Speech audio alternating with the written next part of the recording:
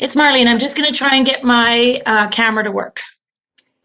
You bet. We may not need your camera, Marlene, so if you'd Oh, happen, we'll probably have more cameras off than on. We'll have the presenter's camera on. I'll even turn my camera off. So perfect. it's That'll work then. I won't worry about it. it'll just save Thank you. bandwidth. So Okay. Catherine, one question I have. you bet. Will we need to print off all of the workbooks or all the work from Math Up, or is there something coming down from the division for it, for the work? Um, Do you know? are we doing a print resource? Is that what your question is? Yes. Are we doing a print resource or? We're not doing a print resource. All of the resources are within MathUp, which can be used either digitally or print. Okay, so we'll be responsible for using it however and printing off if we want print offs and things like that. Yeah, Lana will cover that today, I'm sure, and Okay, we'll certainly make sure we address that question. So if perfect. we Thank you. don't, then Just ask. yeah, just let me know. Okay. Okay, perfect. Thank you. No worries. Thanks, Marlene.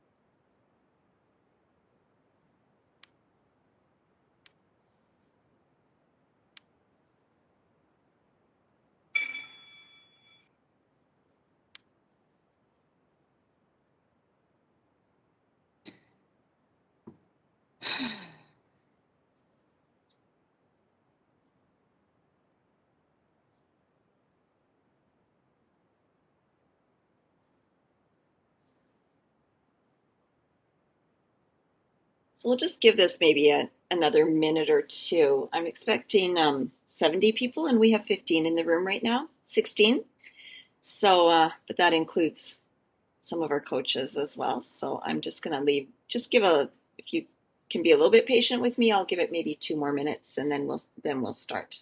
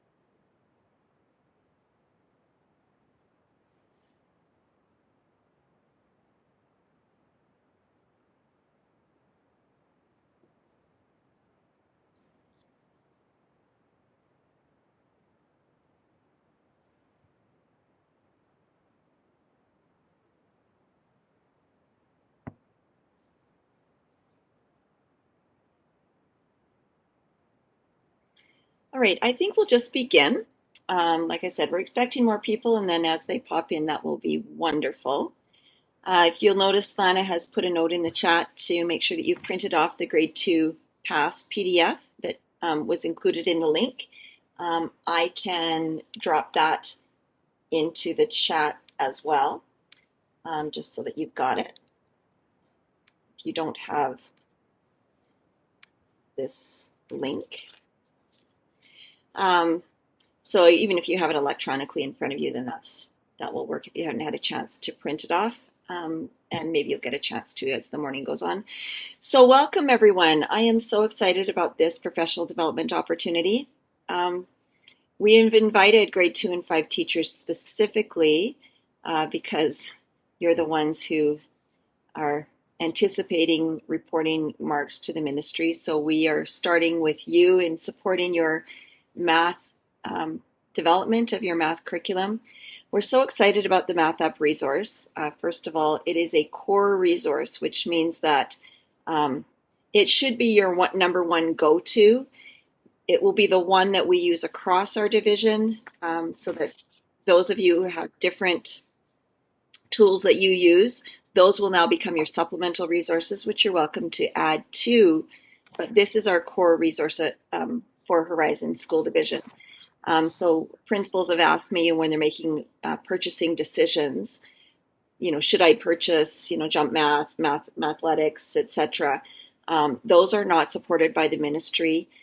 This one is I believe the number 2 math resource. It's Canadian.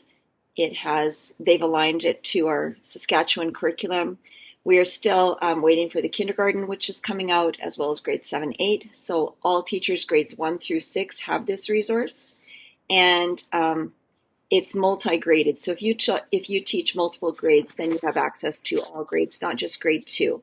So we love this resource for a lot of reasons, and it is a high-quality resource. So I would like to begin today by acknowledging that from Horizon School Division, our office, we are on Treaty 6 territory, homeland of the Métis. Our school division encompasses Treaty 6 as well as Treaty 4.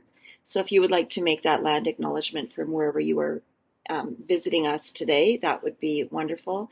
For us as a team, we take our treaty role, our treaty obligations very seriously. We understand the responsibility that we have and the agreements that have been made with our treaty partners on behalf of us, and welcome the privilege of, first of all, being able to work alongside our Indigenous partners, as well as the privilege of enjoying this beautiful land and country that we have.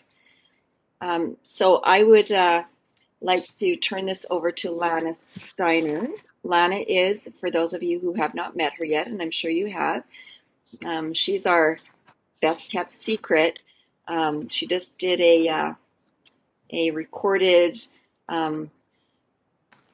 podcast with some of our most amazing math professionals that will be coming out in June. So it's a big secret, but I've let it out of the bag already.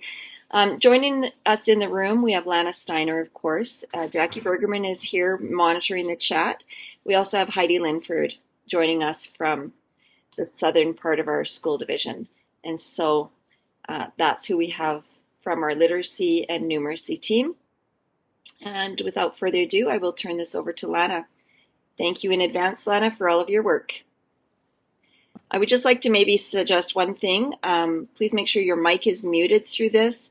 If you need to answer a question or would like to ask a question, then we'll unmute mics at that point. And if we can keep our video turned off except for the presenter, that will save bandwidth and hopefully we won't have any glitches. So over to you, Lana. Good morning, everyone. So the plan for today, in the fall, we took a look at the provincial holistic rubric, and we were looking at the assessment piece that morning or afternoon. What we're going to do today is we're going to take a look at how the instruction and the assessment kind of work together. And because Math Up has been chosen as the core resource in Horizon School Division, I've basically kind of deconstructed the resource for you into bits and pieces that I think are really integral to having a foundational understanding of what a strong resource is and how that resource can support effective math instruction. Okay, so what we're going to do is we're just going to start with a check-in. So I'll pop this link into the chat, and it's just a Jamboard. It's just asking you how you're feeling today as we get going. There's a lot going on between COVID and the weather, so I'll pop that in and then we'll take a look at it.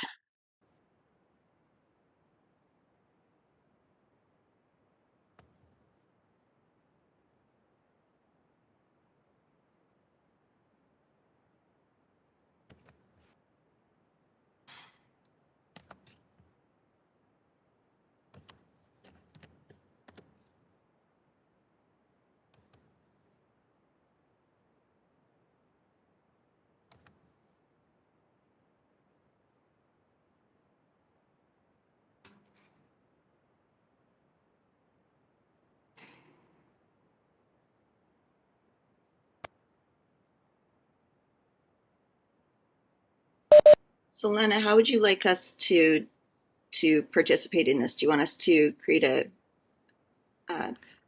put our If you names just, in a yeah, if you just kind of want to put a sticky note next to the image that you feel kind of best represents where you're at. So the one in the upper left-hand corner, you know, that's a pretty happy-go-lucky image.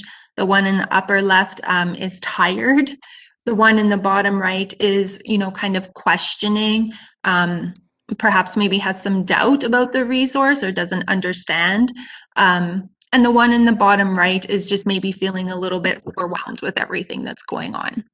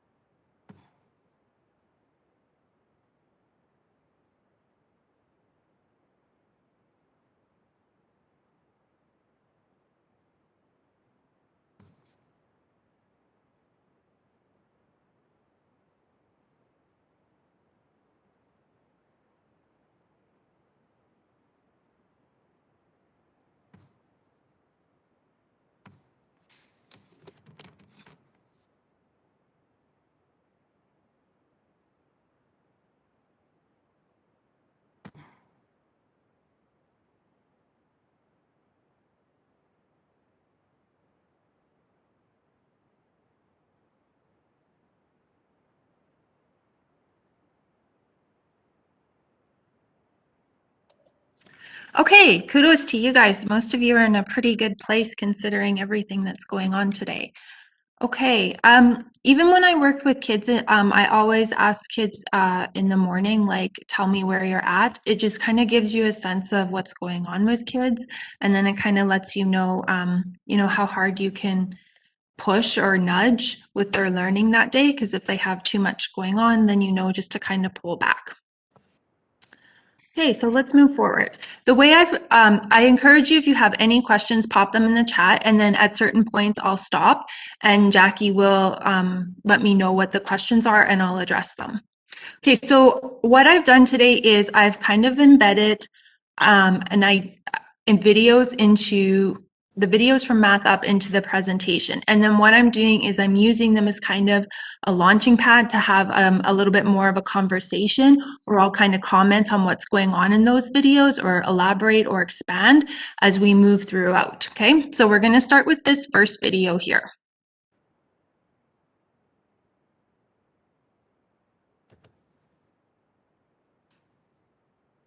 Because MathUp is a digital resource, it's kind of handy that there's certain things that are easier to do. And one of the things that's easier to do is to kind of move things around in a way that makes more sense for you. So MathUp is organized at each grade level by topic, and there are a set of, whether it's 18 or 19 or 20 or 23 or whatever it is, topics in that grade. And they are organized by strands, but we don't think that the right thing to do is to teach like all the number ones and then all the pattern and relational ones and so on. So teachers have to come up with a sequence that they're going to use to get through the year. What we've chosen to do is provide for you 3 paths that make sense to me anyway, that you might go this way, or you might go this way, or you might go this way. And we've tried to give you a little bit of a rationale for those paths. One of the important principles is to honor prerequisites, like there's certain topics you can't do until you've done other ones. One of the important principles is don't start the year with a bad news topic. Start with something happy and fresh. We've often suggested patterning and sometimes measurement, and sometimes it's a number topic, but with not heavy duty numbers, kind of softer numbers. So there are certain principles we adhere to. Some of them have to do with kind of coming back to things. So we don't want all of the things about number clustered together. We want to kind of kind of spread them out, way to spread out patterns of relations and so on. So there's a number of principles that were there that guided the 3 paths we suggested. That said, you're a free agent in the universe, and you might decide to move them another way because you know your kids and what works for you. And so you are totally free to drag and drop and move topics around and find a path that works for you. We're just sharing our principles in case they help you come up with your path. There's also the issue of teachers who have combined grades, and there are many teachers in our country who do have combined grades. And you have the grade 2 stuff you have to teach in the 3, or the 3 and 4, or whatever it is. And you have to figure out a path that takes you through this, but also through this. And one of the things we've tried to do is help you a little. So we've gone through all the combinations like 1, 2, 2, 3, 3, 4, etc., to try to help you figure out, well, I'm actually saying to you, if it were me teaching, this is what I would do. And one of my principles in the combined path approach is that I want to teach the kids together as much as I can. So I don't want like those kids over there doing something and these kids over here doing something else, and I ignore them for a while and I ignore them for a while. We want to blend them when we can, and I've tried pretty hard to show you how that might look in a couple of topics very specifically, and then you would use those principles when you created your own class. One of the other things to probably pay attention to is that there are topics which I'm just going to say are more important than other topics in terms of kids moving on to the next grade and those topics being built on and so on. And I would propose that you don't leave those ones for June, because then they never happen. So it seems to me that topics that you think are critical should be revisited a couple of times during the year and not left too late.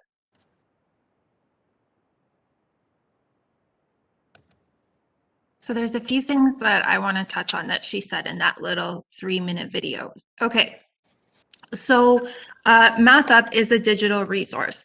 The benefits of a digital resource are that if you, as you know, when you go into MathUp, you can access any grade from 1 to 6 in there, right? So that really allows me to differentiate if I need to be able to differentiate. I don't have to leave the room and go find a print resource in another classroom. I can go into another grade right there.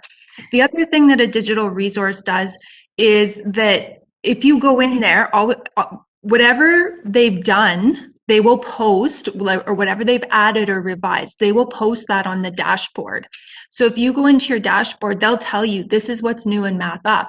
And so there's this ability to constantly refine the resource that is not, you don't have that capability with a print resource, because obviously once it's printed, you know, until it has a revised edition, that's kind of set in stone. So it's really interesting that way. And like I said, it allows you access to multiple grades. And digital resources seem to be the way that publishing companies are going. So Pearson has a digital resource in Mathology, Nelson has one in Knowledge Hook, and Rubicon has this in MathUp. Kind of why MathUp was the preferred choice over those other two is because it has the largest grade bandwidth. Mathology only goes up to grade 4, and Knowledge Hook is more for middle years.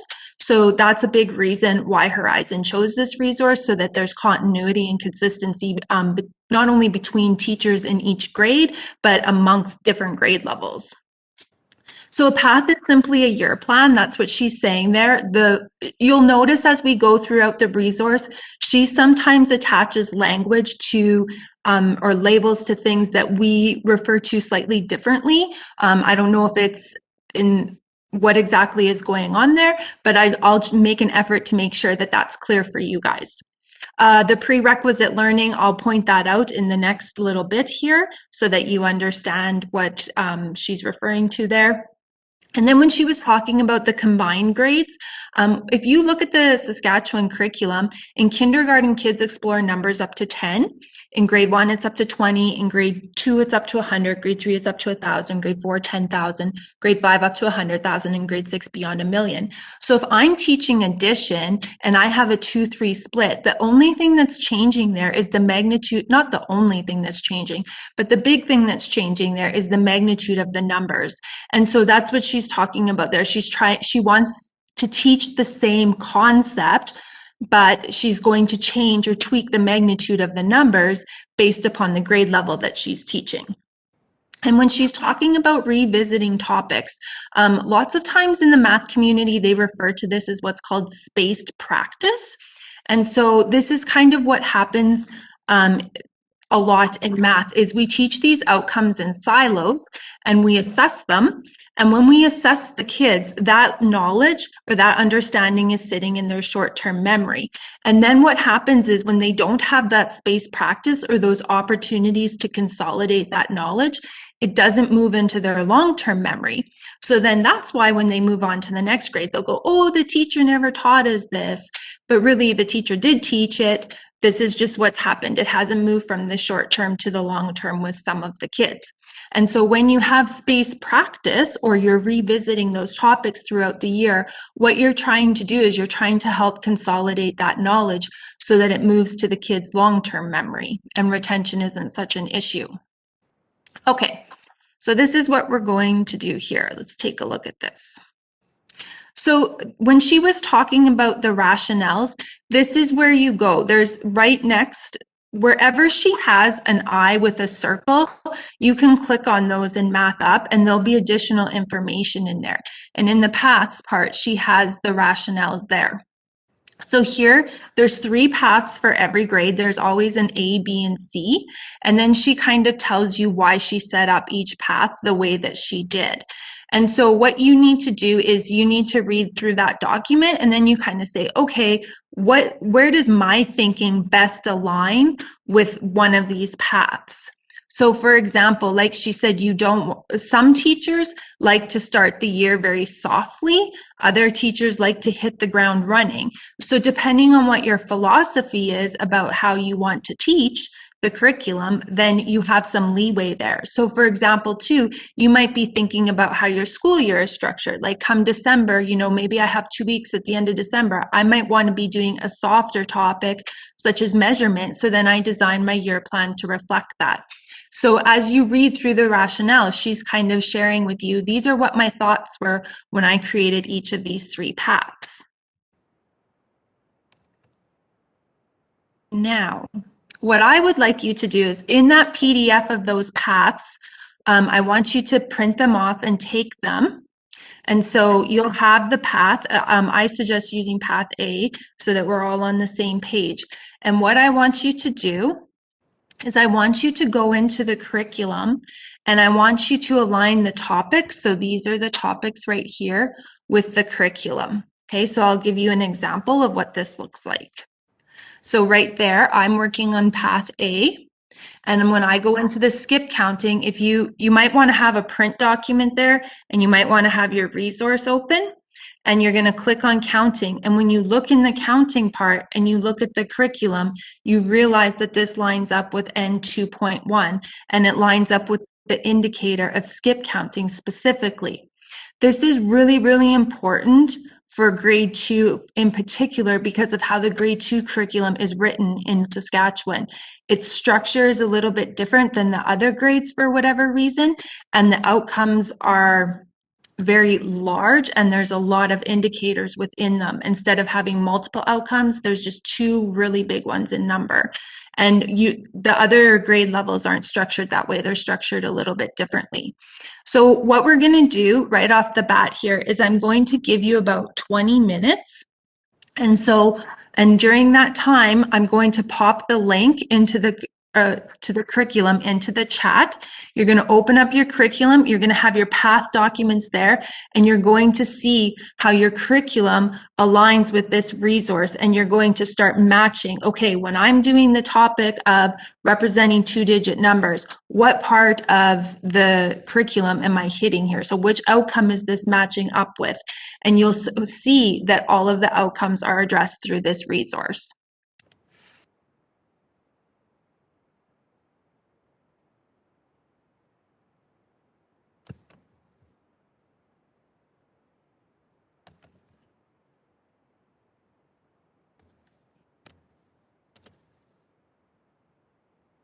Okay, so I'm going to put myself on mute. Like I said, I'm going to start timing. I'm going to give you about 20 minutes, and you're going to do that independently. And then we're going to come back as a group, and we're going to make sure that we all were able to see the same things between the resource and the curriculum. And if you have any questions, let me know right now. Jackie, is there any questions? No. Okay. So if any, I'll leave my chat box open during this time so that if any questions pop up, I can address them in the moment. But like I said, you have about 20 minutes of independent work time now, and you're aligning your resource to your curriculum.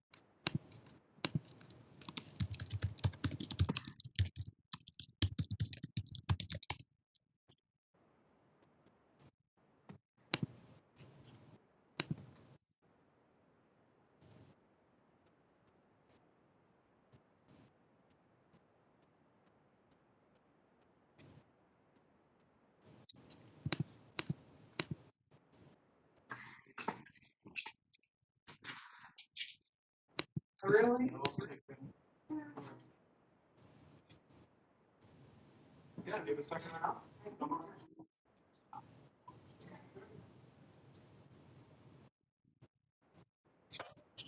half. There's a couple people that are unmuted right now, and I just want you to double check your mics just so that any conversations aren't shared with people that you don't want them shared with. Oh, sorry, I was on unmute. You were mute. You were not muted. No, I wasn't. Okay, then I just hit it there. I thought I screwed up. We heard you.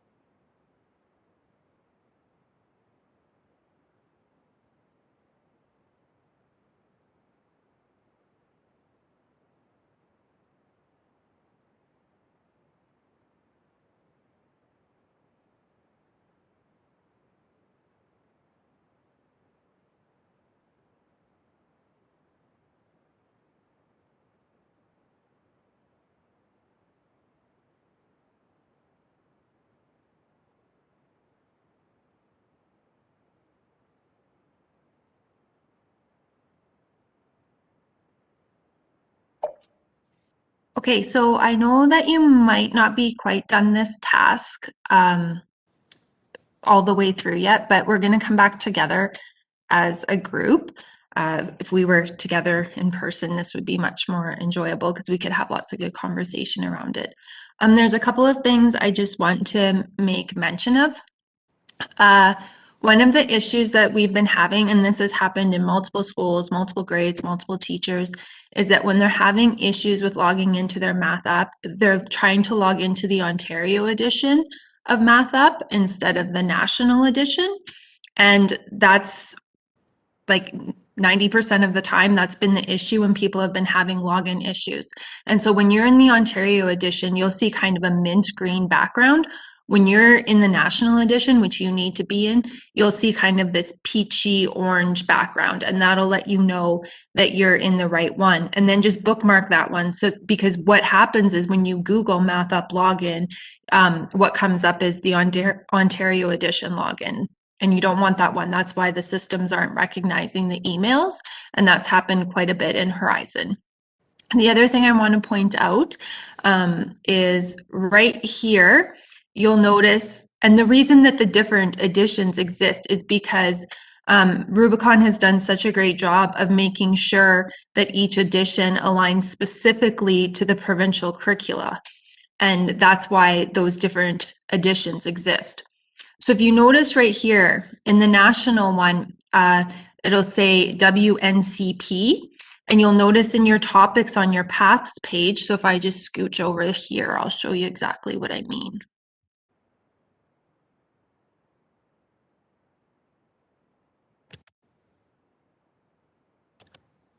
If I come over right here, so I'm in the national edition, and you see right here, this one says BC. So then I'm not attending to that because clearly we're not in BC. But I do need to pay attention to the ones that say WNCP. WNCP stands for the Western Northern Canadian Protocol, and Saskatchewan is a part of that. In the odd one, there's reference, you have to a couple that are specific to Manitoba as well. So just so that you know, like I said, here's some examples of some BC ones. You want the WNCP. Those are the ones that'll match up. You don't have to attend to the ones that have a BC label or a Manitoba label. Okay, let's go back.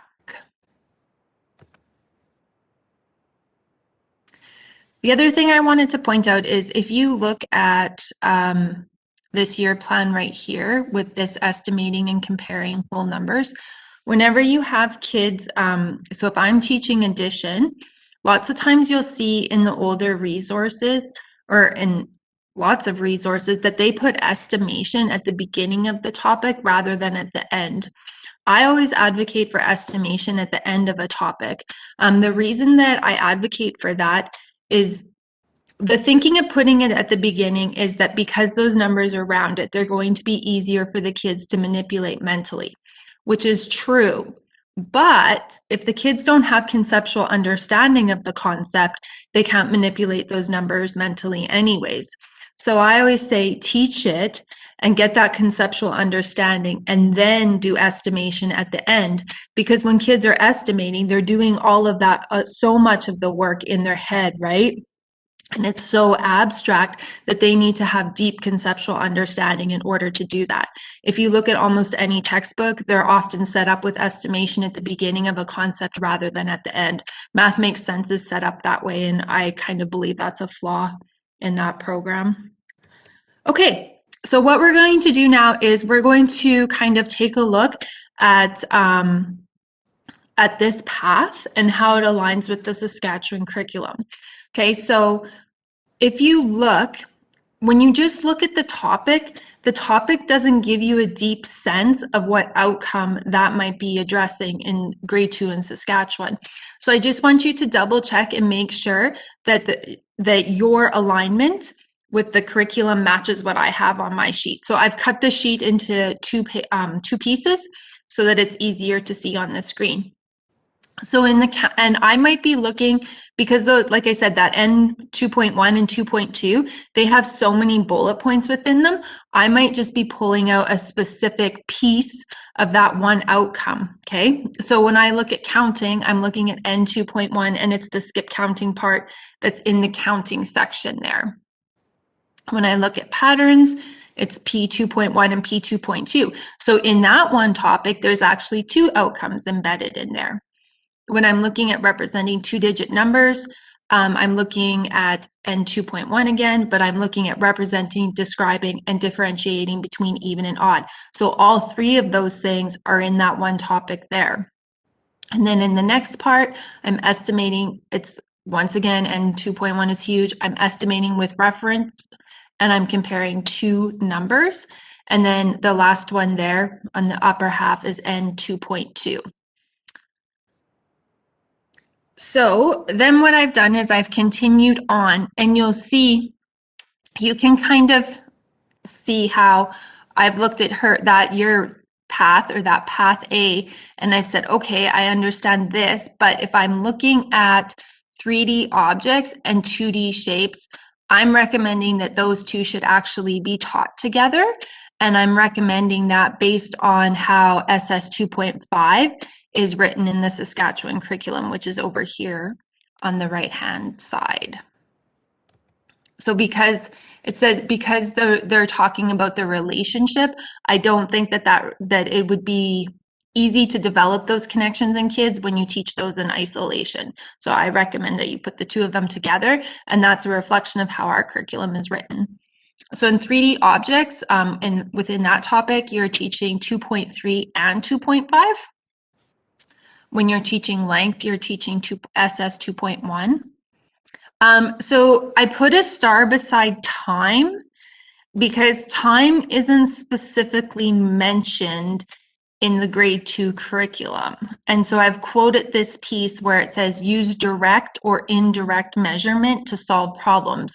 So I could be talking about a day, a week, and so direct and indirect isn't explicitly defined in the curriculum.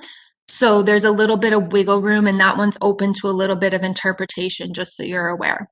And then when you're doing money, the intention of money in grade 2 is to use it for skip counting. And then, so you're going back to N2.1, you're representing and describing. And then when you go back to adding and subtracting small numbers, it's N2.2. We already talked a little bit about 2D shapes and SS 2.4. And then when you're doing mass, it's SS 2.2. And then you're flipping back again to N 2.2. And then inequality, you're finishing up your patterning outcomes with P 2.3. And then you're looping back again to 2.2. And then lastly, you're doing your statistics and probability outcome. So you can see when you look at this this path, how she keeps on looping back to addition and subtraction. And the reason that she's doing that is because she wants that knowledge to consolidate over time, just like I spoke about earlier. Now, if there's someone the reason that I thought it was important to spend some time doing this is because a lot of resources do not align themselves tightly with Saskatchewan curriculum. And part of that reason is because we don't have a huge population base. So sometimes they'll align really nicely with Ontario, sometimes they align really nicely with BC, but they don't align as nicely with Saskatchewan. And so then what ends up happening is if teachers are following a resource instead of the curriculum, they may be teaching things that they don't need to be teaching. So they're doing too much work, or they may be missing some really important things. So they might not be teaching with enough of what the kids need in grade 2. And so the point of this was for you to understand, okay, this resource is very tightly aligned with Saskatchewan curriculum, and that's part of why it was chosen as a core resource. And the other thing too is to actually dig into the resource and kind of break it down to see how it does align and to see that everything you need is covered in those topics, even though when you initially look at them, it may not appear to be that way.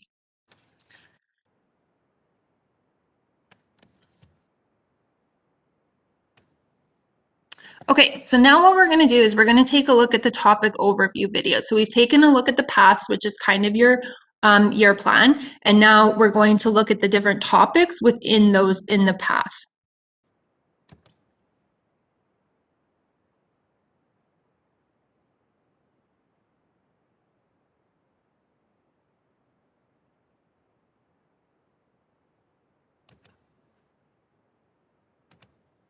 In this particular topic, we extend the work that students have already done with addition and subtraction with smaller numbers to larger numbers, in this particular case, 2-digit numbers. Students will focus in this topic on, I'm going to call them the procedures, like how do I get the answers, more than the kinds of problems you solve by adding and subtracting, although of course they will meet some of those in this topic. There will be a subsequent topic where there is more what I'm going to call problems. Now, in the course of looking at, quote, how you get the answers, students will use concrete materials, manipulatives, but they will also learn what we often call algorithms, which are procedures, including a standard algorithm, the one that most of us learned for addition and subtraction, as well as what we call invented algorithms or invented procedures, where students come up with their own ideas about how to add and subtract numbers.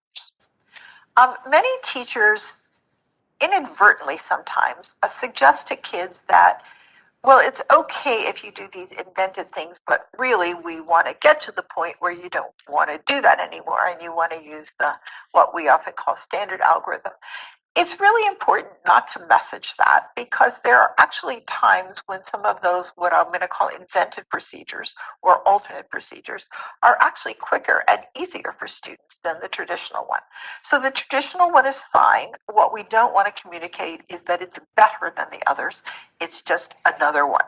Sometimes I talk to teachers or parents and hear some concerns about the fact that their child has to learn 5 invented procedures. And I want to emphasize that you don't have to learn 5 invented procedures. We want kids to have opportunities to invent their own. We want them to have opportunities to hear other ones that other kids invented. But the intention is not that every child master every possible procedure, because that is overwhelming and really isn't what we're after. So that's an important message for you as you're communicating with kids, and for parents to know too, because sometimes that's something that weighs on them. As I mentioned earlier, the topic of addition and subtraction will be addressed again in a subsequent topic. But this is a pretty important topic in grade 2. So there may be many opportunities during the year on days when you're not doing a math up lesson where you want to come back to addition and subtraction.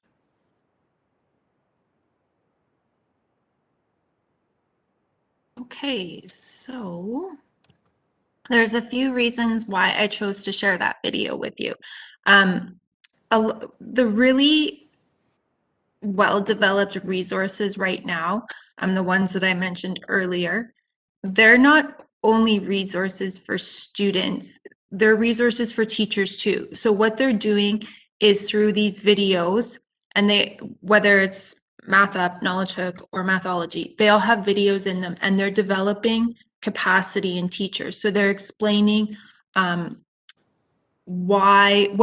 background knowledge that teachers need to have in order to teach specific concepts well.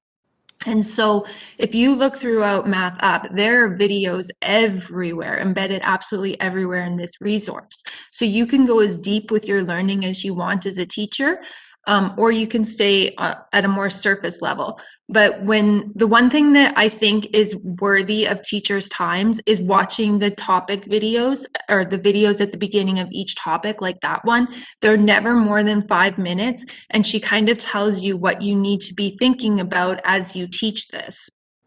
And like I said, they're literally on average about 3 minutes. They're never more than 5.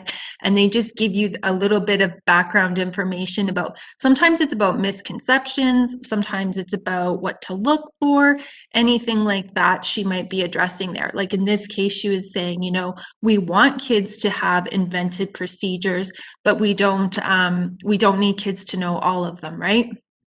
So the reason why she's encouraging those invented procedures is because you want to take what the kids know or what seems intuitive to them, and you kind of want to capitalize on it and then help them make meaning and then grow the way to the standard algorithm. So the reason what she was saying is that you don't want the standard algorithm to trump those invented procedures is because lots of times in grade 2 in an invented procedure, when you're doing two-digit addition, you'll see kids start with the tens and then they'll work with the ones. Now this goes against the conventional algorithm, but when we do addition mentally, that's what we're doing. We're typically adding the tens and then adding the ones. So I don't want to devalue those invented procedures. I want to value them, but because at the end of the day, mental math is always like kind of the pinnacle, but I need to get through the algorithm too. And so that's kind of what she's getting at there, even though she isn't explicitly stating that. You'll also notice as you work through the lessons that the lessons typically start with manipulatives and then they move to like the algorithms.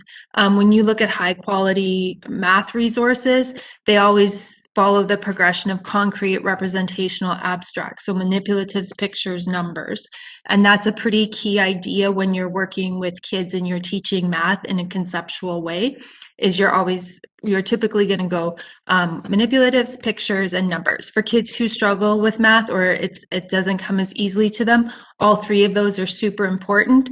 With kids who where it comes a little bit easier, sometimes you can skip, like maybe I can go from manipulatives to the algorithm, or I can start at the pictures and go to the algorithm.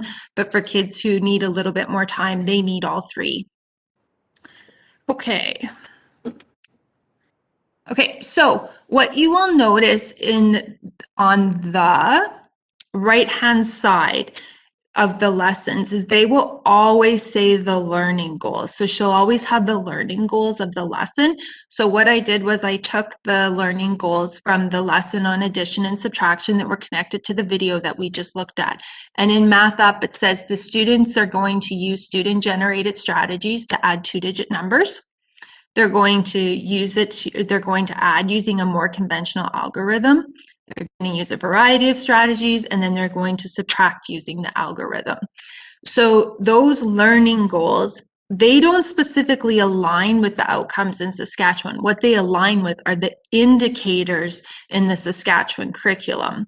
So when you go into your indicators, that's where you see the alignment between the learning goals in Math Up and then the indicators in the Saskatchewan curriculum. So if you're saying that that's how those align, and so it's easier to understand when you realize, oh, I'm not just looking at the outcome, I'm looking at the indicators there. And because you're looking at the indicators, you might be using multiple lessons to address an outcome or multiple topics to address an outcome, which is kind of what the path activity reflected as well. Okay.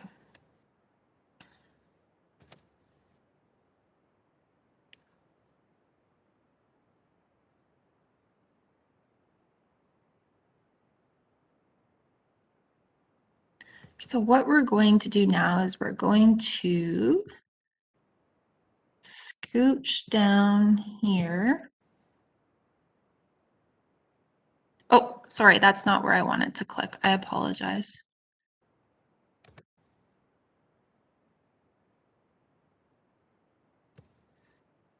What I want to bring your attention to is to the going back and going forward. So when I click on this, you'll notice grade 2 is in the middle. So it tells you what the kids should have learned in grade 1, and it tells you what they will be learning in grade 3. So we're just going to watch a quick little video about, or sorry, look at this document here.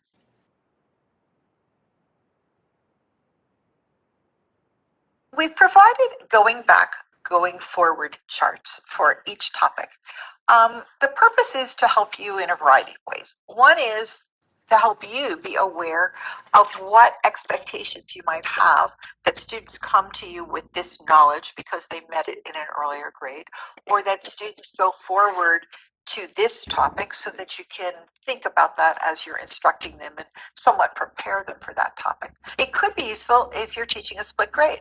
You have a 1-2 split and you want to know what the 1 should do versus what the 2 should do in a particular topic area so that you can teach them somewhat together. And the going back, going forward chart can help you with that.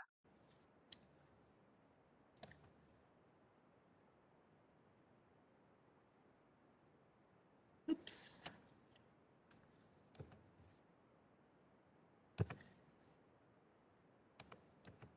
There we go. Okay, so what this looks like, you can use the going back and going forward that's embedded in MathUp. So it'll always tell you what was in the previous grade or the prior grade. So what should they come to you knowing, and then what you're responsible for teaching them, and then what they're going to do in the next grade. So in terms, lots of times, what the language that's used around these tools is called a scope and sequence, or it's a progression or a continuum. And so the ministry has designed one of these for K-9 in Saskatchewan, and it addresses all the strands. So I'm just showing you this one here.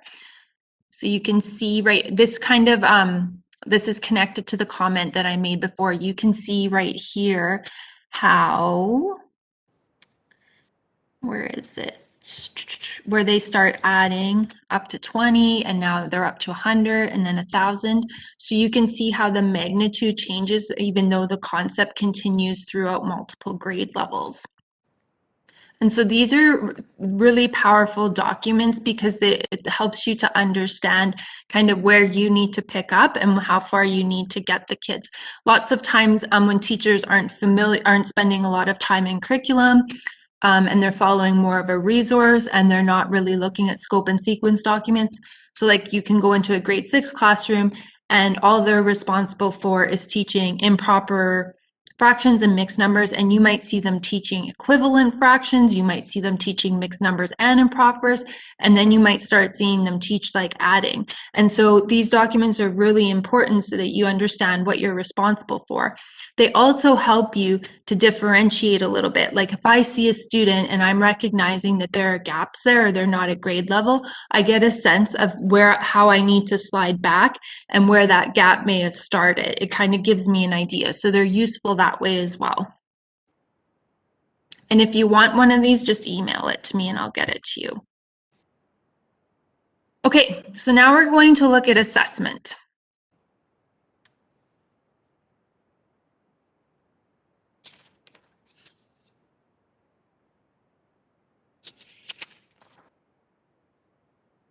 Gathering assessment data is an important part of a teacher's role. So we took that into account as we prepared materials for MathUp. We know that teachers gather assessment data through observations, conversations, and products. So we made reference to those places where you would gather all of that kind of data. We attended to what are commonly called the 3 parts of assessment. There is assessment for learning, which is to inform instruction. There is assessment as learning, where students learn to assess themselves, monitor themselves to help them become better at learning. And assessment of learning, where teachers are gathering data in order to report somehow, whether to a parent or to the system, how students are doing. So all of those things are attended to in a variety of ways.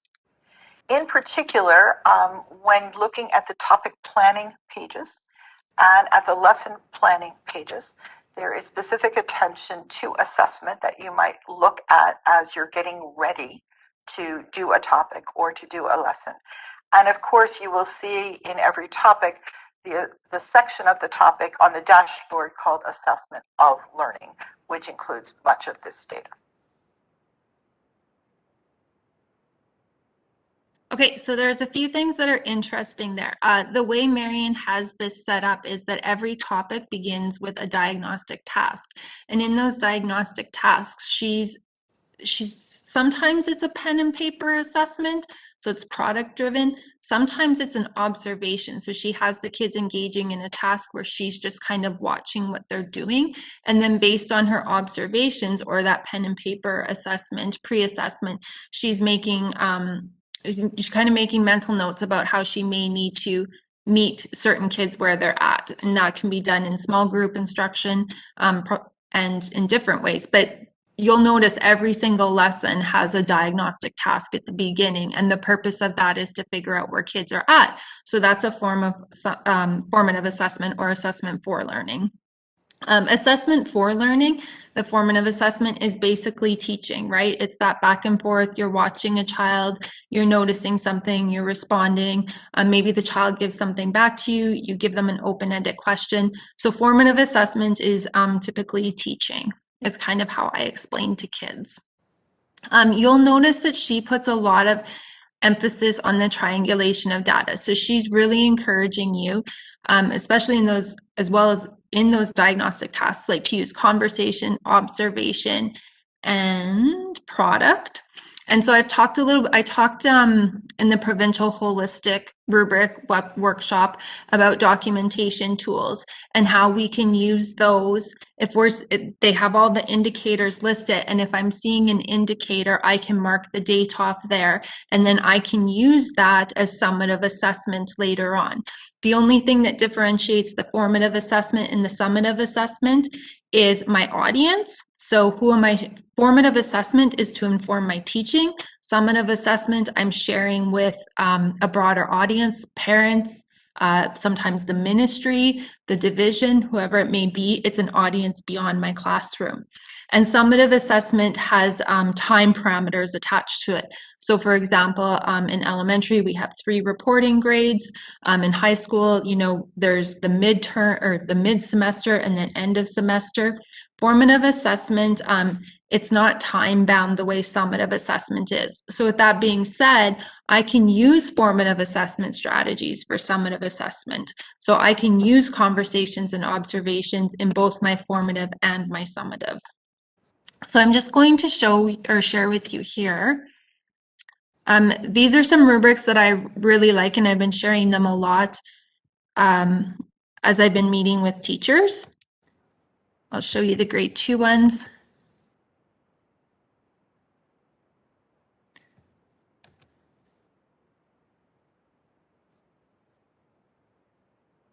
So the reason why I like these is because, number one, they were created in Saskatchewan, so they're aligned with our curricula. The indicators of the rubric are basically the indicators of the curriculum. But basically what happened is groups of teachers came together and they had conversations about which indicators do we feel best demonstrate understanding of these particular outcomes. And so kind of what I like about these is when you're able to look at an outcome and it's unpacked for you and you start looking at those individual indicators, it drives your teaching deeper.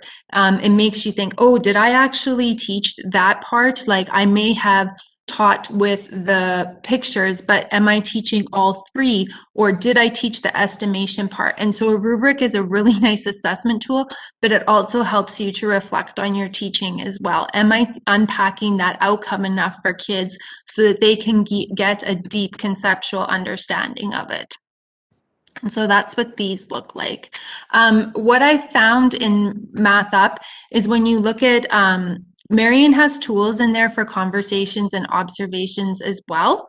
I find that they're kind of heavy is kind of how I describe them, which means there's a lot packed into them. I'm just going to pop back over here. I've made ones that are that align with the rubrics. There's a picture of one here, and they're very specific so that you're looking for very specific things. The ones in Math Up, they kind of have 2 or 3 indicators embedded in one observation. And so a student might have one of those indicators, but they might not have the other 2 or 3 in that particular observation that she's looking for. And so I find that might be challenging for teachers. And so if you're looking for tools for conversations and observations, just send me an email and I'll share those with you. Okay, so now what we're going to do is you can see how Math Up, it has your path. So that's your year plan. And then your topics are kind of each of your outcomes, I guess would be the best way to describe it, even though we're sometimes looping back to outcomes. But each lesson is a 3-part lesson, okay?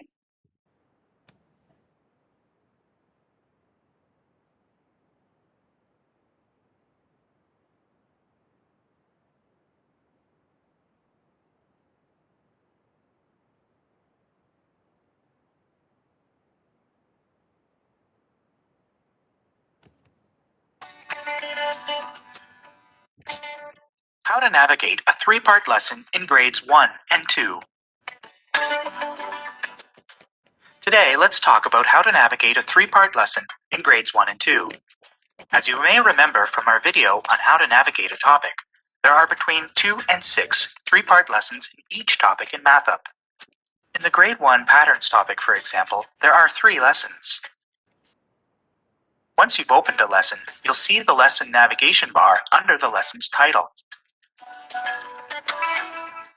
The lesson navigation bar allows you to easily move through a lesson by clicking on the name of the part you wish to access. There is a planning page, followed by the Minds On, Action, and Consolidate parts. The fourth part, Your Turn, follows Consolidate and is meant to provide opportunities for individual or groups of students to practice and apply new learning. Notice that the Lesson Part tab turns color so you know where you are. Now let's take a look at each part of the lesson. First, we have the lesson planning page, which features a projectable and shareable student learning goal, as well as detailed curriculum information, and an overview of assessment opportunities in the lesson.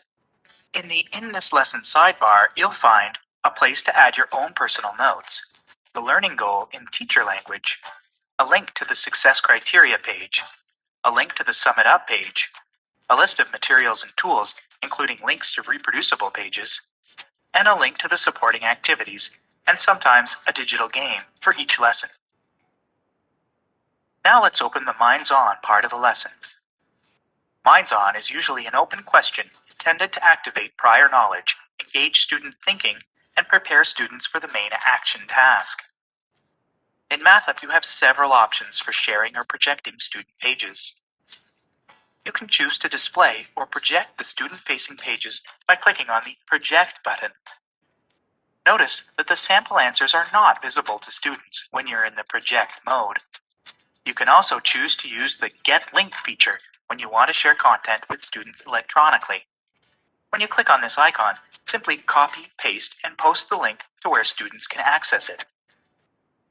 Notice that you can share the student-facing pages for the entire lesson, or just this page alone.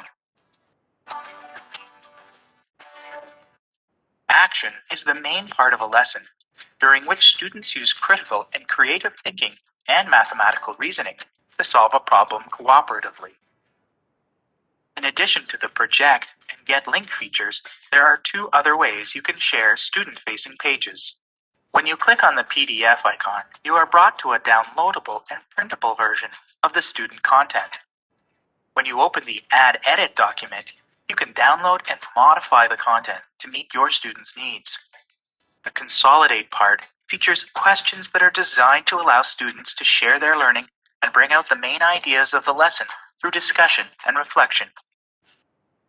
Following Consolidate, you will find Your Turn, a fourth part which offers opportunities for students to practice and apply their learning.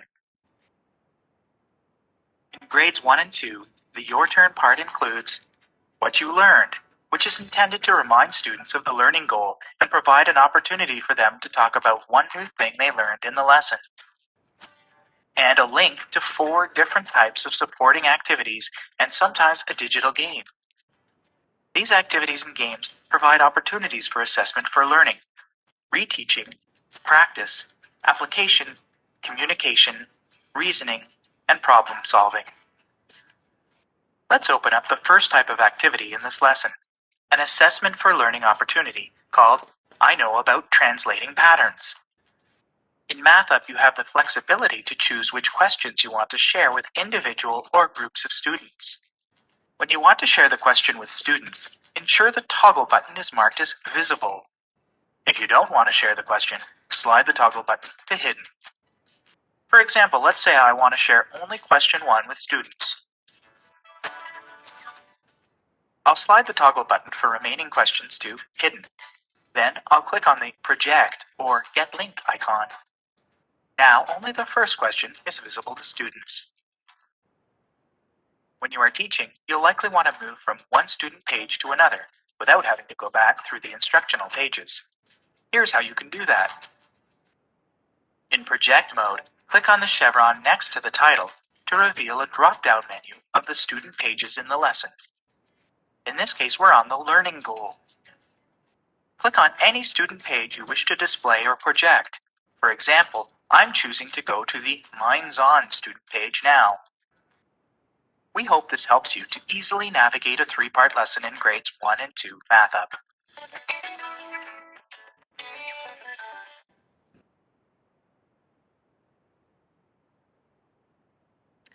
Okay, so the idea of the 3-part lesson is really important. And so this graphic that's on the slide right now is from, this one is from Saskatoon Public, and what they're doing is they were looking at a balanced instructional framework or a balanced instructional model.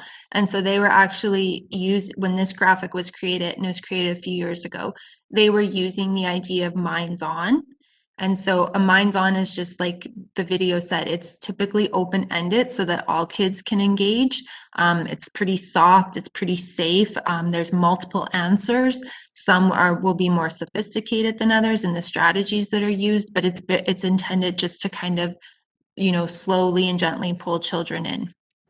And then in the lesson part, that's kind of where the teaching happens.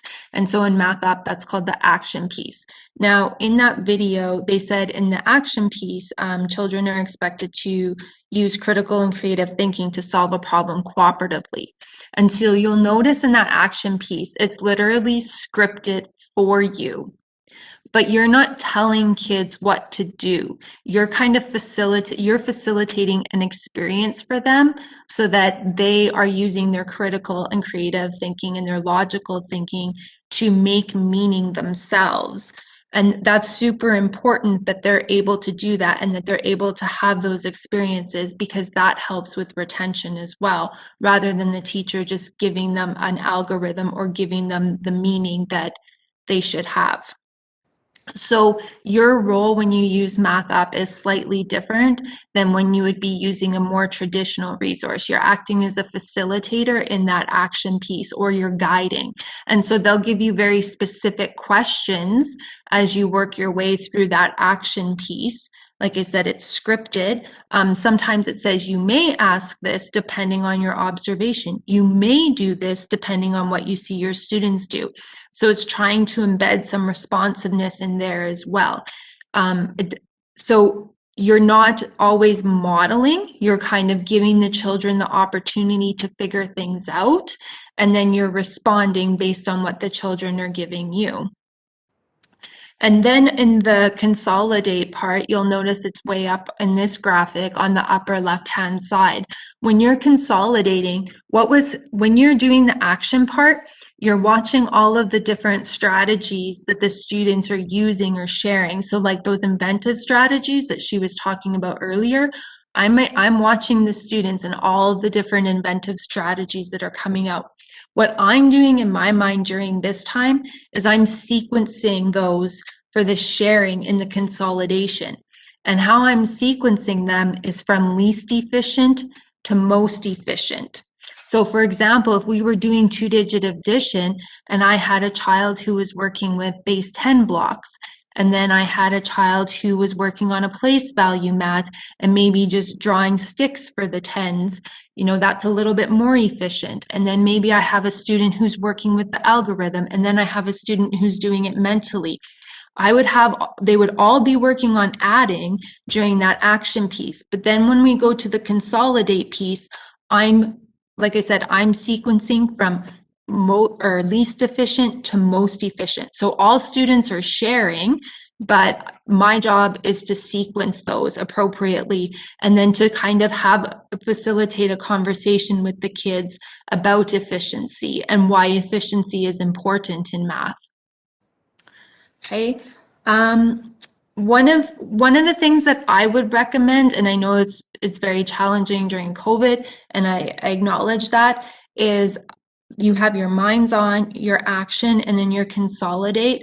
I would embed some small group instruction after my consolidate. So what I'm hoping to get from that in my small group is, how did that lesson land? How did that action piece land with each of my students or in my small groups? In the action piece, did I notice lots of kids using manipulatives? Can I put those kids in a group? Can I put the kids that were using the 100 or the place value chart in a group? And then when I go into finish up my consolidate, put them into small groups, and I want to see if I can nudge the learning along at that point in time. And then the your turn is kind of like the more traditional worksheet textbook type work. And so just like all of those features, you can print them off or you can share them electronically. And yeah, so your turn is kind of, it's the more traditional way of doing things.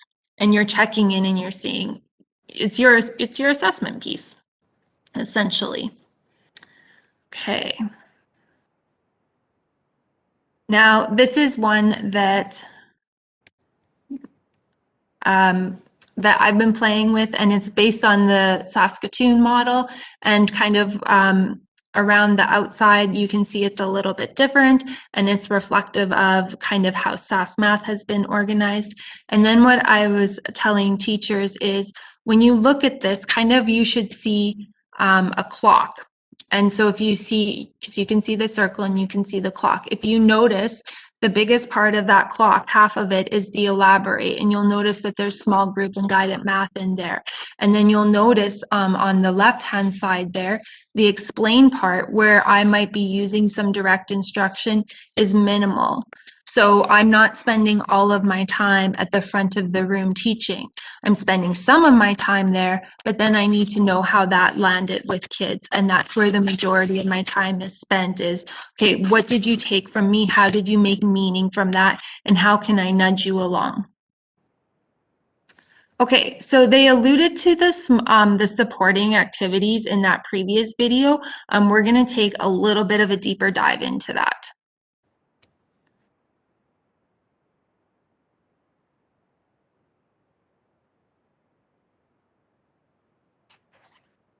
For each grade 1 and 2 lesson, we've chosen to provide you with a number of supplementary activities that you can use. One of the activities is essentially an assessment for a learning activity, just to make sure everyone is where you think they are. One of them is what we'll call a reteaching activity to help strugglers who didn't quite get it through the first run through. But many of the other ones have different purposes. So there's a number of teacher-led activities, some of which might involve literature, because it's nice to read kids' books that have math in them, and we've given you some suggestions, and that might be something that you want to do with a group of students or your whole class. We've also provided independent activities for a variety of reasons.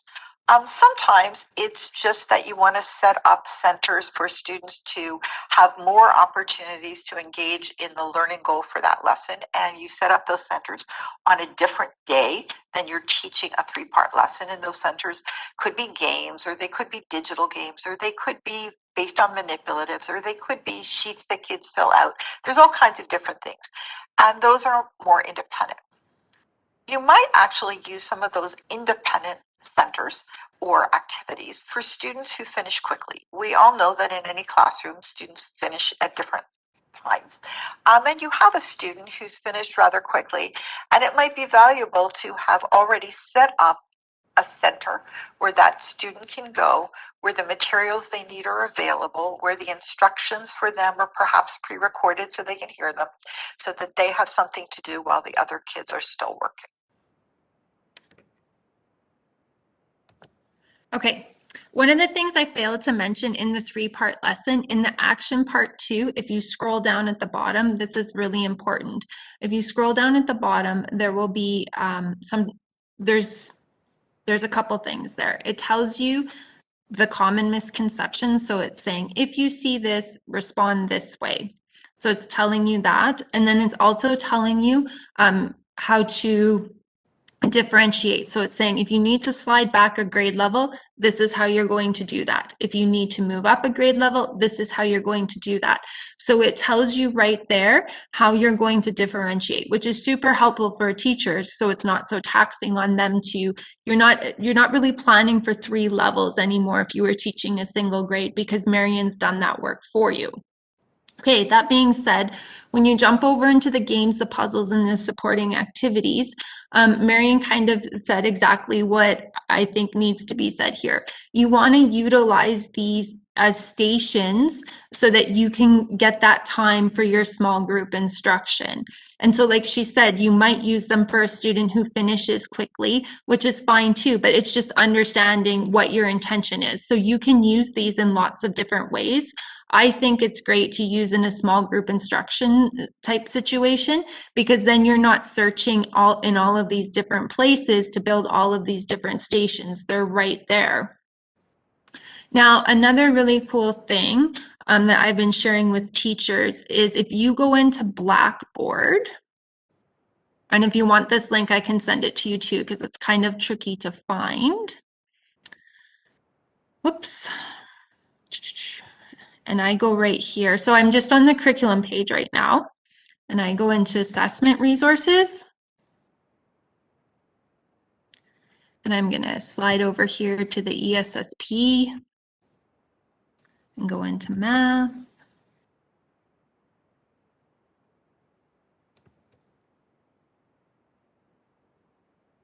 The grade 1 and 2 ones are really well done. These were revised after the provincial holistic rubric was created. So these originally started as the SAS Common Math assessments, and then the rubric came out, and then they went back and they revised the SAS Common Math assessments. And this is the work that came out of it. And so all of them are kind of set up the same. So they'll always have this blurb at the beginning, and it tells you, you can use these in different ways depending on what your intention is. And then it always has the outcome and the indicators. But then it has these really nice assessment pieces in there. And they're saying too that you can use these as tasks or as stations as well in your classroom. And you can literally just print these off. I think it recommends to the teachers, if you look under this task card envelopes label, it says print off these and then put them on like a big yellow envelope and then put the materials inside. You could do it differently with baskets or however you choose to, but this is really nice work, and it's all aligned with the Saskatchewan curriculum, so you don't have to worry about that piece either. So if that's something that you're interested in, let me know and I will get those to you. Oops.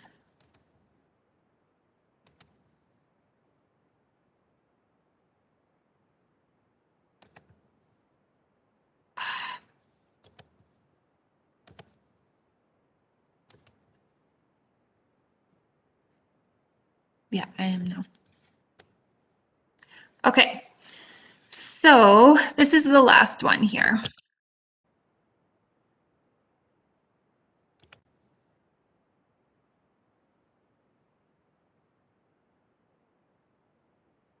When I have the opportunity to talk to teachers about assessment, often they are thinking about what we refer to now as assessment of learning.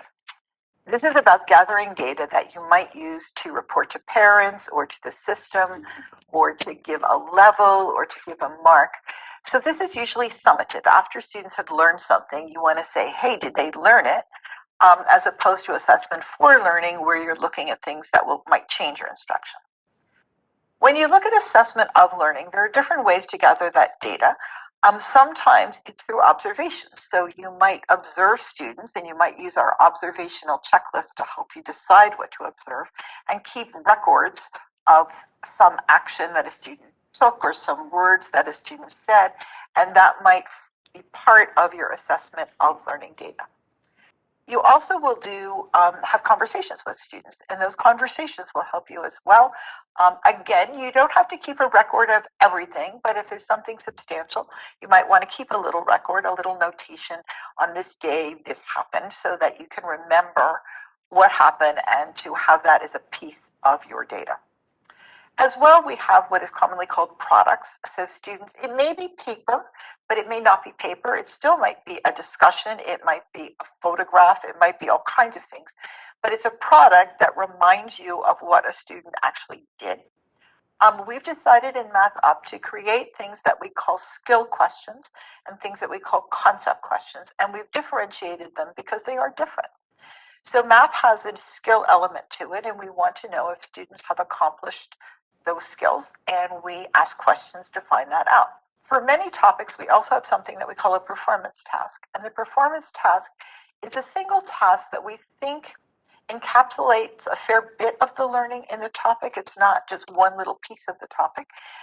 There are a few topics without such tasks because they just didn't feel right for those topics, but many of the topics will have that performance task.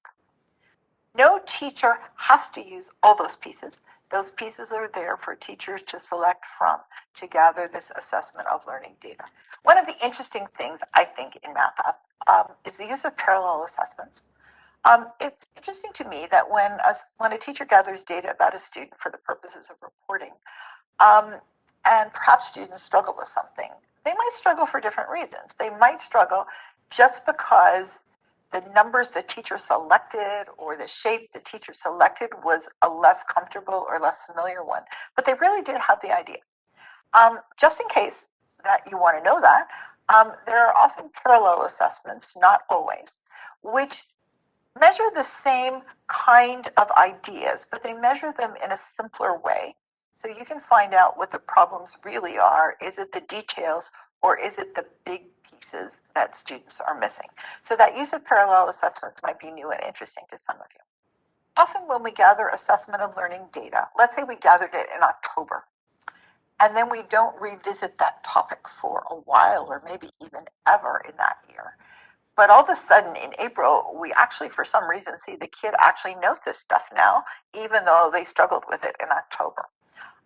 Many assessment experts would encourage you to ignore that October data and reassess that student, or perhaps you've actually already reassessed through observation and conversation, and use what we call the most recent and most consistent data to say, hey, this student really has accomplished this. Okay, so what I'm going to do is I'm just going to kind of go into my own Math Up because I want to make something really clear here.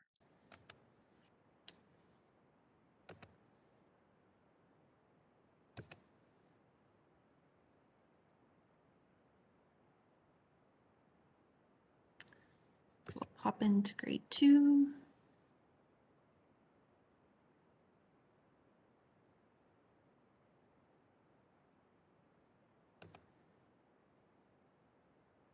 So you'll notice within this topic of adding and subtracting 2-digit numbers, there's 4 lessons. So let's go into another way to add here. So there's the minds on, the action, and then the consolidate. And then there's this your turn piece. So like I said, this is kind of the more traditional piece right here. And you could put the link in a Google Classroom, you could project it, or if you scroll down a little bit more, there should be an opportunity. Maybe this one isn't designed that way. The ones that are able to be a PDF or a Word document, you'll have the opportunity to print those ones off, and that'll be right there too. So at the end of every lesson, there's a your turn piece right there. So you can use that as a more traditional pen and paper task.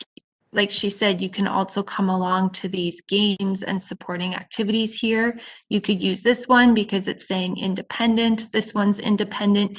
You could be using those as summative type assessments as well. But if I go right here, like I said, I have my topic, I have my diagnostic task or my pre-assessment. Then I have these 4 lessons. Within each of these 4 lessons in the your turn part, this is where the kids are showing you perhaps, or not perhaps, but what they learned from this particular lesson. At the end of a series of lessons, there's this assessment of learning piece. And so that's what she was talking about in that video just now. And so here's the assessing skills and concepts. So if I go in there, she'll break things down into skill and then into concept. So what she's actually doing is when she's looking at the skill piece of it, she's looking at procedural fluency, which is typically connected to an algorithm. When she's looking at the concepts, she's looking at conceptual understanding. So do they actually understand what the numbers are doing or the relationship between the numbers depending on the concept? And so she's broken that apart so that she can figure out exactly what kids have and what they don't have. Now, when she was talking about the parallel assessments, that's where they are right there. You don't need to differentiate because she's done it for you. And so she often will use the language of softening a task. And that means that she's just making the numbers a little bit, like she said, simpler for kids to work with.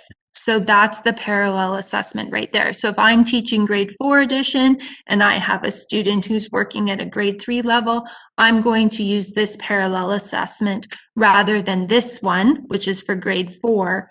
I'm going to pick this one right here. Or for you guys, this would be a regular grade 2 assessment. This would be more grade 1 type work, or maybe there's not carrying and regrouping in this part, whereas there is in this part. And then lastly, I have the performance task. So the performance task is the application of the knowledge that the child has. And so you don't have to assign a performance task, but it's always nice to be able to see, can kids take what they learn and apply it in a new and novel situation? Lots of times when you look at grade level rubrics, kids need to be applying that understanding to be at grade level. Just so you're aware of that. And like they said, this is how easy it is to hide something. You just click. So if there's a question in there that you don't think is a good fit for your kids, or there's 1 or 2 kids that you don't want them to have it, you just click hidden. And then you can just turn them back on by doing that as well. So that's that part of it. And we talked a little, I'm just gonna scooch back here. Yeah, so procedural fluency is like the steps, the rules in math. But the thing is, I don't want to just teach procedurally. What I want to do is I want to start with conceptual understanding, and then I build procedural fluency upon that. So when you go back to that lesson where it's called Another Way to Add, so she's talking about kids using manipulatives and then using invented procedures and then transitioning to the algorithm. That's what she's doing there. She's like, okay, let's use the manipulatives to develop some conceptual understanding. What do you think you should do with these? And then let's transition you to the procedural fluency. So you always want to start with conceptual understanding and then move to procedural fluency. So that's what's going on there. And then there's one last thing that I want to share with you. I'm just going to jump back into Math Up. If you go into the activities here, so I can get to the games, puzzles, and supporting activities there. But there's also these brain benders, which would be really nice. If you have students who get done early, you could give them a brain bender. Or within here, I highly recommend, like, I'm a huge advocate of number talk. So I can go into grade 2. I can even narrow it by what I'm looking for in particular, and I can choose a number talk. So number talks are a super important way to get kids to share their thinking, and I can just click that and project it onto my smartboard as well. And so the resource gives you the foundation to build a really rich mathematics program. So I'm just going to pop over here and we'll just finish up. I'm going to jump into the chat now. And if you have questions now or you want to unmute your mics, go ahead and ask me and I'll answer them.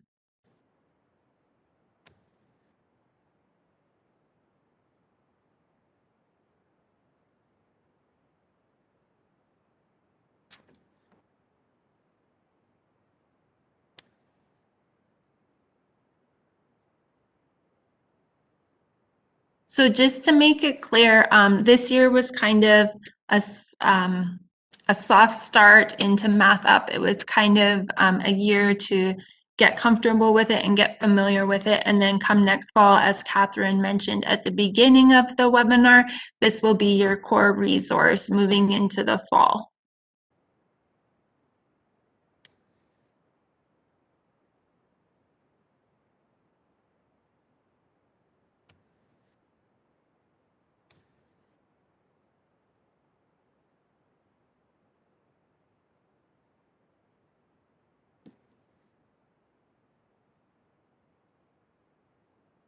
Can students? No, you would have to, the way those games are set up, students can't access them because if it were set up that way, each student would have to have their own account, like in Mathletics or like in Prodigy. It's not set up that way.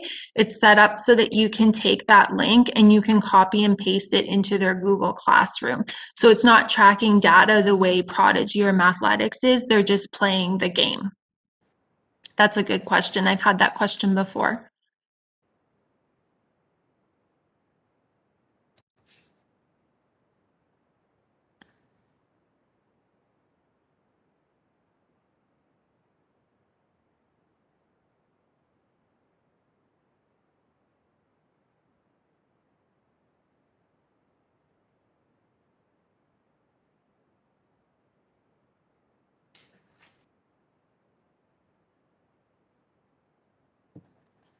One of the things that I've spent some time doing over the past few months is with some staffs, I've done like a virtual tour of MathUp. So we spent a little bit more time in the resource, getting the teachers a little bit more comfortable with it. And then what I've done afterwards is I've gone out and I've modeled lessons for teachers using MathUp. So if that's something that you're interested in, just let me know. All that I ask from the teacher is that you tell me what concept you're working on so that I'm not choosing something random to teach your kids and that it's connected to what they're actually learning. And sometimes I ask you to gather the manipulatives that I might need to teach the lesson. But other than that, I kind of come in and I model it. And a lot of teachers say that's really helpful because then you're taking something that's a little bit more abstract and you're making it more concrete so they can see what it looks like. And like I said, if that's something that you're interested in, just let me know. If you're interested in the materials from Blackboard, that link is kind of tricky to find. So if you want me to email that to you, I can do that. I shared the documentation tools before. If you want those, or if you want the link to those rubrics, let me know and I'll get those to you as well. Kind of the purpose of this morning was for you to realize, and I know that I've said this before, but that you can build a really solid math program from MathUp. You have kids talking, you have them making meaning, you have them working with manipulatives, you have consolidation, which is a huge issue in math. You have various forms of assessment. There are very few resources that think about assessment instruction and responsive instruction like differentiation in them as well. Lots of times what you see in more traditional resources they're very cookie cutter. In the high quality resources, they all have embedded differentiation now. And like I said, they're all trying to build capacity in teachers, and they're looking at, using products, conversations, and observations in assessment rather than just looking at product. And so those are some of the reasons why MathUp was chosen, is because it has all of these really foundational pieces that help to build a strong math program. Yep, I will pop that link in there. Just give me 1 second to find it, Marlene.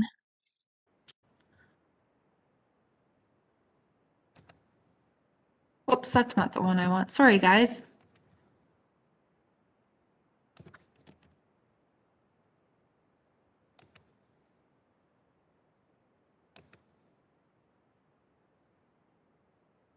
I'll email it to you and I'll put it in the chat.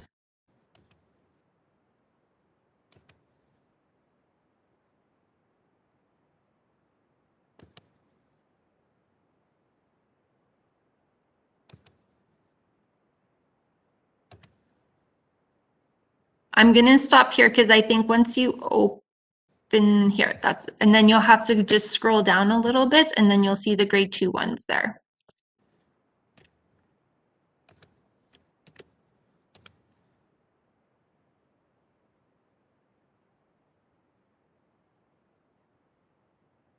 I have to email you the scope and sequence document, Naomi, because that one, I'm not sure exactly where you find that one online. So I'll just mark that down in my book right now.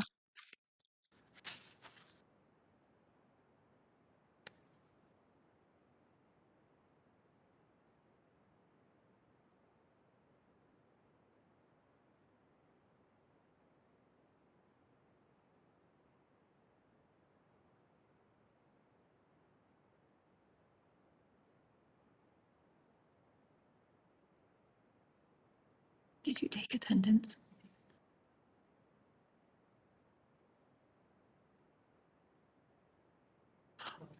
Oh, Jackie was just asking me to ask, is there anyone that is sharing that logged in as themselves but has someone who teaches the same grade watching the webinar with them today? And if you did, just pop it in the chat and let us know. Okay, I will make sure those people get that stuff. Oops.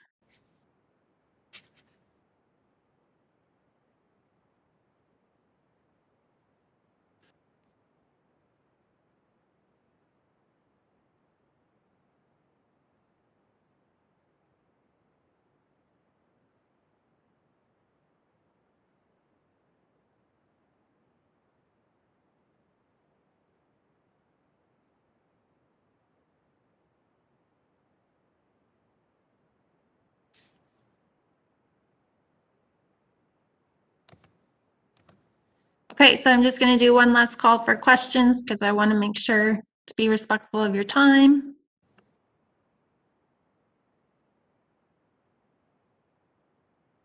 If you later, a day or two from now, a week from now, if you realize that you need something that you didn't think of in the moment, or you need clarification of something, just let me know. And I would be more than willing to help you with that. The other thing, as I'm looking on here, I didn't mention about wonder tasks. Wonder tasks are Marian uses the language of wonder tasks. In the math community, it's usually the language of 3-act math tasks. Those are wonderful. And if you Google 3-act math tasks, there's lots of them available on the web as well. So it's another great feature in the resource.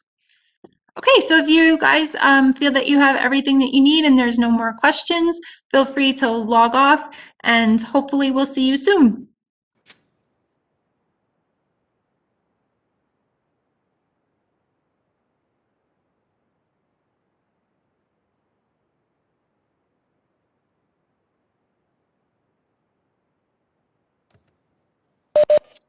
Len, I'm going to try and log out and see if I can transfer ownership to you.